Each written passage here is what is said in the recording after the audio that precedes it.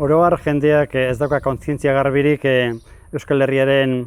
hondamendiari buruz, alegia Euskal Herrian gertatu den etnozidioari buruz. Jendea bere hasiko zaizu frankismoa gora eta frankismoa bera. Badirudi frankismoa izan dela gure gaiz guztien iturri bakarra. Baina kontua da, Euskaldunek iparraldean ere badaudela, eta haiek gu baino okerrago daudela. Beraz, Euskal Herria osotora hartuta historia ikuspegi globala batez aztertu beharko genuke, eta ez gainera historia hurbila bakarri baizik eta aspaldi xamarretik, erdi aroan bukaeretik datorren historia aztertu beharko genuke. Egia da, indar abertzale eta mundu euskaltzalean, kontzientzia edo kultura historikoaren kontzientzia hori gehi handiagoa dagoela, baina hala eta guztiz ere gure indar abertzaleek ez dioten nik uste, behar hainbateko garrantzirik ematen iragan historikoari eta iragan historiko horrek representatu duen guztiari. Nik uste dut gaur egungo Euskal Herrian politika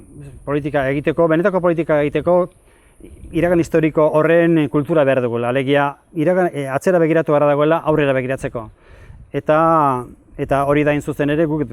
gaur egun maila ideologikoan daukagun erronka handi bat, zeren eta esan bezala, mundu abertzaleko sektore bat nahiko sentibera baldin bada ere, gertatu zaigun etnozidio horretaz eta beraz Nafarroko erresumaren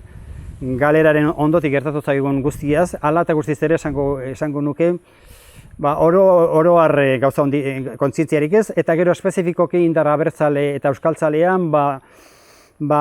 ez dela ere gehiegi begiratu nahi, badirudi etorkizuna dela jokoa, eta etorkizunak ez duela zerikusirik iraganarekin, edo presentismoa, hain zuzen ere gaurko borondatea azpimarratzen dugula, eta hori ondo iruditzen zait, gaurko Euskal Herriaren borondateak erabakiko du biharko egunean Euskal Herriak zer izan nahi duen, baina kontua da hemen gertatu zaigun guzti honen kontzientziarik gabe, nekez ikusten dudalanik etorkizun bat eraikitzeko modurik, eta hain zuzen ere bestalde ez daude kontrajarriak etorkizuna, oraina eta iragana, baizik eta nire ustez elkarrekiko dialektika badago, eta elkarren osagarri dira, eta gainera batak beste esplikatzen du, eta batez ere iraganak zer esplikatu handia dauka oraingoari buruz,